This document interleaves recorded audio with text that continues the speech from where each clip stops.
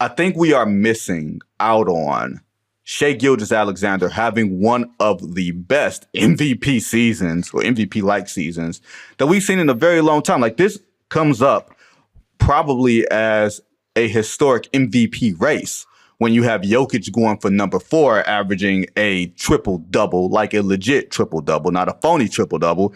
And then you have Shai as arguably the most efficient player in basketball for a team that can win 70 games. Like, and I feel like we don't give that last part as much attention as it deserves because we're too busy focused on other things. But I mean, where do you sit right now with this MVP stuff? Because I feel like Shai should be some level, as wild as it seems, like a runaway winner, even if I don't think that he's the best player. I think Jokic is by far the best player.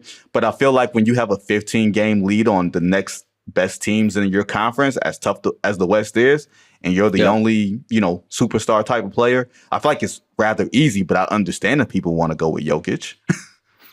No, I hear you. I think my main answer would be, like, you can't properly hype it or talk about it or respect it and appreciate it as far as Shai's season until he does it, right? Meaning, like, we had to see him, kind of run through the tape, near the end of the regular season, and he's doing that.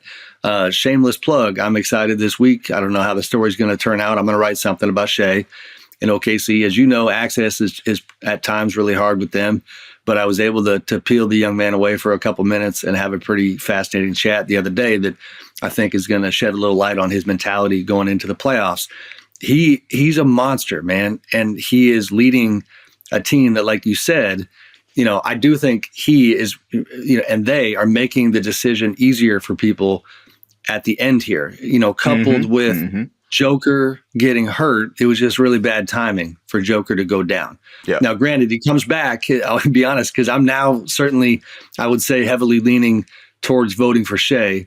But my goodness, Joker comes back and he's throwing up 72-foot bombs and just doing ridiculous stuff that makes you kind of look at it again.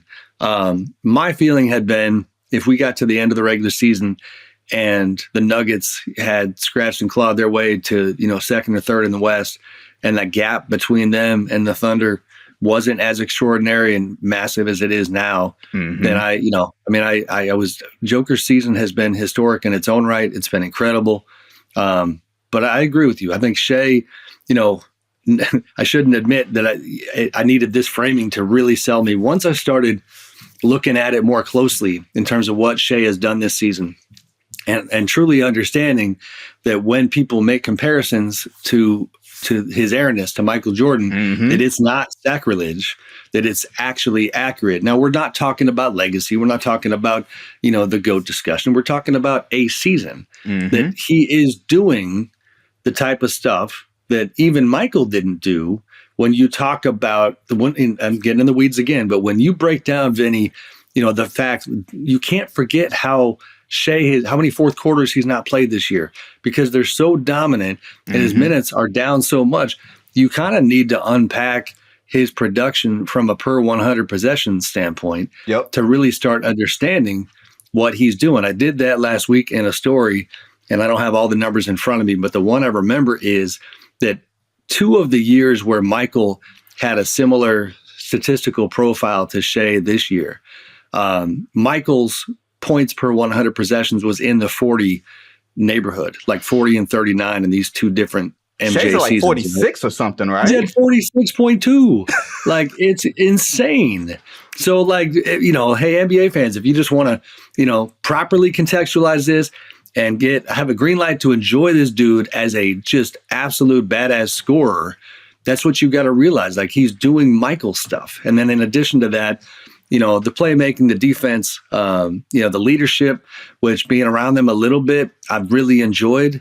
Like, man, a 25-year-old who is finding a way to make this whole group feel like a college team and play with the kind of joy that he sets the tone on, and even have his own coach fall in line. Like, you can tell that Mark Daigneault is following Shai's cues, when it comes to this team.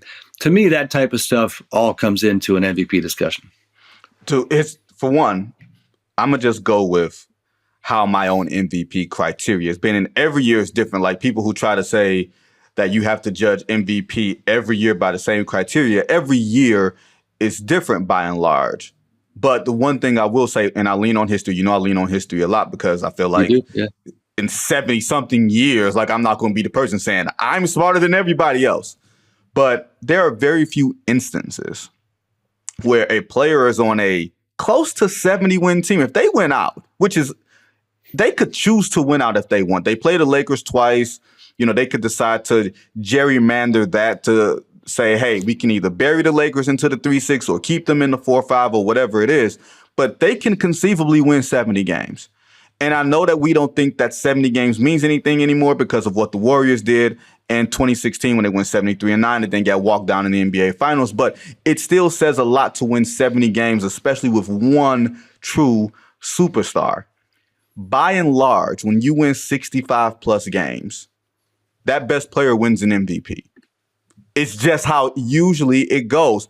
The one exception, which is one of the worst exceptions in NBA history, was in 1997 when somebody decided, hey, let's give Karl Malone an award. Why? Because he never had one. When the Bulls won 69 games and people, for whatever reason, got tired of Michael Jordan's greatness. I don't know how they got tired of Michael Jordan's greatness. The man only been back for a full year. But they said, let's give it to Karl freaking Malone. And what happened that year in the finals? Everybody looked stupid except that maniac in Chicago.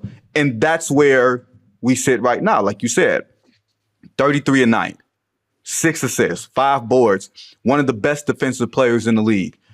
There is the conversation, Sam, about, free throw merchant and everything else.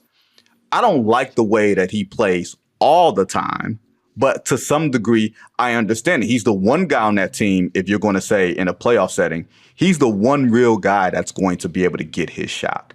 He's the one real guy that goes in there and is going to get himself out. Like Oklahoma City, I think is like second to last in free throw attempts per game. So they need that. Right. They need that from him to be able to slow the game down, to set their defense. That's a lot of responsibility on one guy, like you said, at 24, 25 years old, for a franchise like that for as Sam, you know where I'm going with this, as much as they've had the Kevin Durant's, the James Hardens, the Russes, the Paul Georges, all those type of guys, to have somebody that fully embraces being there, that you're not necessarily looking forward to their free agency and what that looks like. And man, is he going to stay? Like, he's legit invested in that program to the point that, like you said, everybody's following his lead there. And it's okay to have championship expectations this year. That to me says a lot, especially if I'm going to go give someone else a 4th MVP. I hate to say it, but that level of precedent does come into play where you may have to do a little bit more to get that 4th because of the strata that it puts you in, rather than this guy who's going to be on a 70-win team, Sam Amick. I'm with you almost with all that. I know the 4th MVP thing probably doesn't play as much with everybody else, but it does a little bit with me.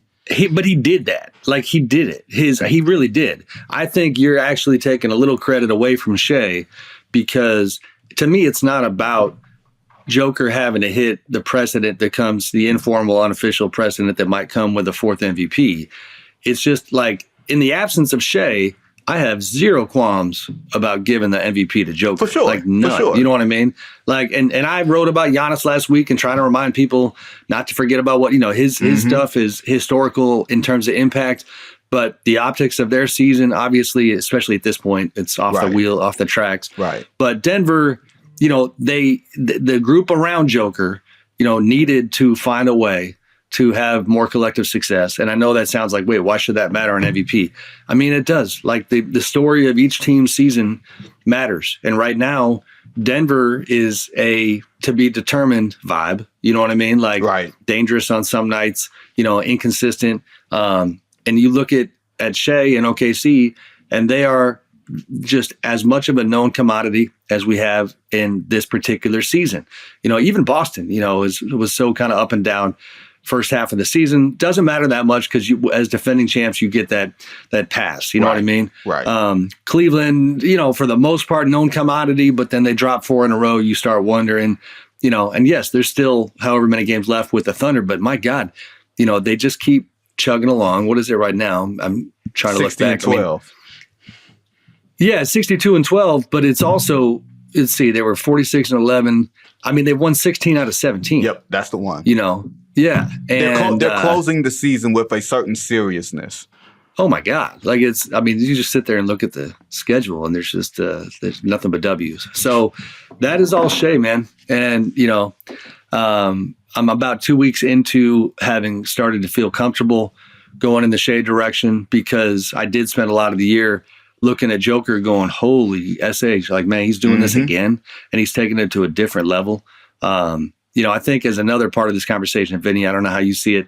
MVP wise, which I think every year right now, we're trying to figure out how to properly analyze the two different types of players who still are in like the top 5 of MVP. And I'm talking about like the heliocentric dudes like Joker and Luka Doncic. And because it's hard to not just look at the counting stats and be like, well, wait, this dude's got twice the assists of the other guy. Right. And twice the rebounds, basically. You have to find a way to make sure you're looking at all the other aspects of the game as well. Defense being top of that list. But yeah, I think, Shai's been incredible. No, I think you pose a great point because we look at the stats and we're like, this guy is averaging 30 a night, plus 13 rebounds, plus 11 assists. How can you deny him? It's not about denying him. We're not taking something away from Nikola Jokic. I try to make the analogy all the time. This ain't the WWF championship belt. You know what I mean? It's not like you lose it if you don't win the award the next year. And I know Michael Malone, who I actually really like as a character, but when he goes up and tells us that we're disrespecting the game, we don't give him the MVP, cool your jets. Like, for one, first of all, it's just never a great tone. And I remember last year somebody with the Thunder took that approach as they were kind of checking in to see who's going to vote. And it was like, I'm paraphrasing, but the general messaging last year was like, man, anybody who's not voting for Shai is crazy. And I'm like, well, hold on now. Like, that's because I voted for Joker.